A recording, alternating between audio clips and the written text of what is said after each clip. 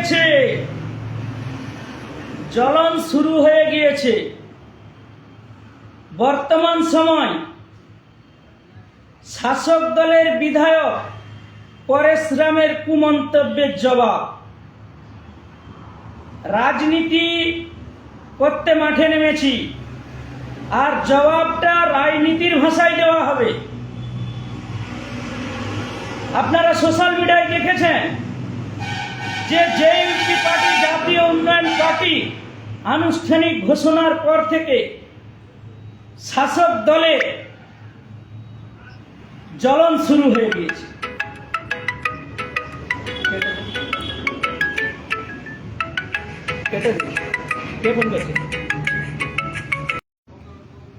বর্তমান সময় যে শাসক দল ক্ষমতায় রয়েছেন,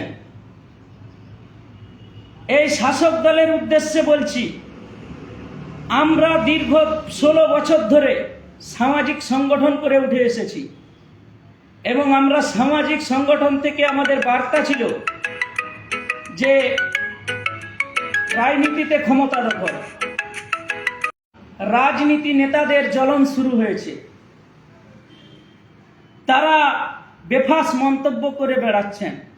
তাদের উদ্দেশ্যে বলছি, আমরা বিজেপির বি টিম হিসাবে কাজ করতে আসি না।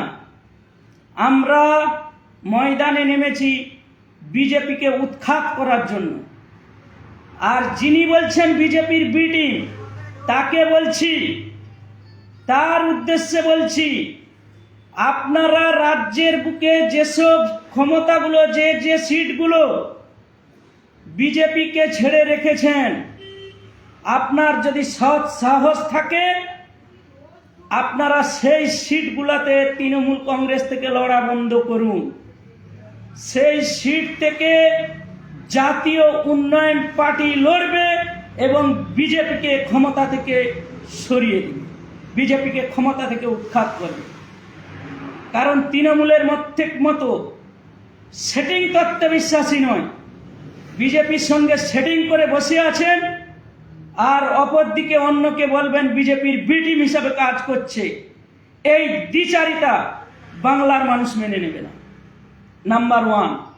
নাম্বার 2, ফিরহাদ হাকিম যে বকবক করছে, তিনি মুসলিমদের মসিয়া সেজে বসে আছেন।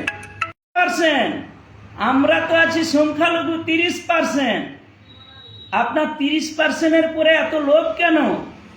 আপনার যে 60%, 70% যে ভোটটা রয়েছে, সেই হিন্দু মানুষদেরকে ফিরিয়ে আনুন না, দেখবো আপনি কত পারেন। আপনি সেটা না পেরে অপরদিকে মুসলিমদেরকে বলছেন বিজেপির বি টিম ভোট কাটুয়া। সময় কথা বলবে। আপনি বলছেন পঞ্চায়েত জেতার ক্ষমতা নেই। আপনি জানেন পূর্ব মেদিনীপুরে আমরা প্রার্থী দিয়েছিলাম, কত ভোটে কত পঞ্চায়েত প্রতিনিধি বার করেছি, আপনার সেটা জানা আছে। আমি আপনাকে বলছি, আপনি এসে আসুন, লড়াই হবে আপনার সঙ্গে সরাসরি। রাজনীতির লড়াই, গণতন্ত্রের লড়াই। আর সেই লড়াইয়ে কে জিতে কে হারে প্রমাণ করিয়ে দেখিয়ে দিব। আমরা নেমেছি সুশাসন কায়েম করার জন্য, ন্যায় প্রতিষ্ঠা করার জন্য। আর আপনারা তো কাটমানি খেয়ে বেঁচে আছেন। বিজেপির বি টিম বলার দরকার নেই আমাদেরকে। সারদা নারদার টাকা নিয়ে দল প্রতিষ্ঠা করেছেন, আর সারদা নারদার টাকা নিয়ে দলকে প্রতিষ্ঠিত করে আজকে ক্ষমতার গদিতে বসে আছেন। অতএব উপরের দিকে থুতু ফেললে থুতুটা কিন্তু নিচে নিজের গায়েই এসে পড়ে। অতএব কথা বলার ক্ষেত্রে সাবধানতা অবলম্বন করবেন। আপনারা তো গিয়েছিলেন কেন অন্যান্য রাজ্যে? কেন গিয়েছিলেন? সেখানে আপনার কি ক্ষমতা আছে? সেখানে আপনার কত ভোট রয়েছে? সে জায়গায় যে ভোট কাটুয়া হিসাবে কেটে কেন কংগ্রেসকে পরাস্ত করেছেন? জবাব দিতে পারবেন? কোন সেটিং করতে গিয়েছিলেন?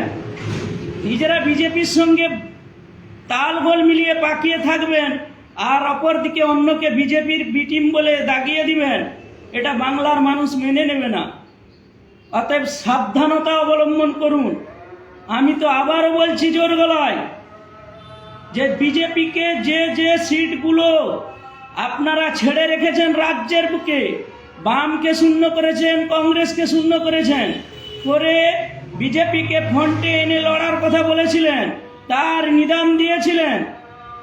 এবং সেই বিজেপির সঙ্গে নিয়ে এসে যে সিটগুলো ছেড়ে দিয়েছেন, সেই সিটগুলো ছেড়ে দেন না।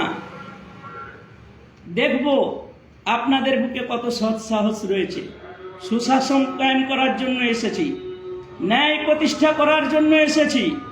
অতএব দাগিয়ে দিলে চলবে না। বাংলার মানুষ সচেতন হয়েছে। মুসলিমদের কথা বলছেন, কাল আমাদের উন্নয়ন পার্টির যে শুভ সূচনা হলো, দেখলেন না? ভাইজানের বাঁয়ে বিষ্ণুপদ পণ্ডার মতো মানুষ বসে আছে। আপনি দাগিয়ে দিবেন? পারবেন না। অতএব সাবধান হন। সবে সূচনা।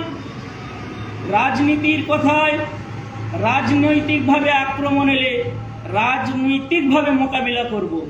আজকে সবেমাত্র একটু শুরু করলাম। এরপরে যদি কোনো আলোচনা আসে, সমালোচনা আসে, তীব্র ভাষায় প্রতিকার হবে। মাঠে নেমেছি সুশাসন কায়েম করার জন্য। সাবধানতা অবলম্বন করুন। ধন্যবাদ সবাইকে, দর্শক শ্রোতা বন্ধুদেরকে। আপনারা ভালো থাকবেন আর নজর রাখবেন আমাদের কার্যক্রম। দেখবেন ন্যায় প্রতিষ্ঠিত আমরাই করব। ধন্যবাদ।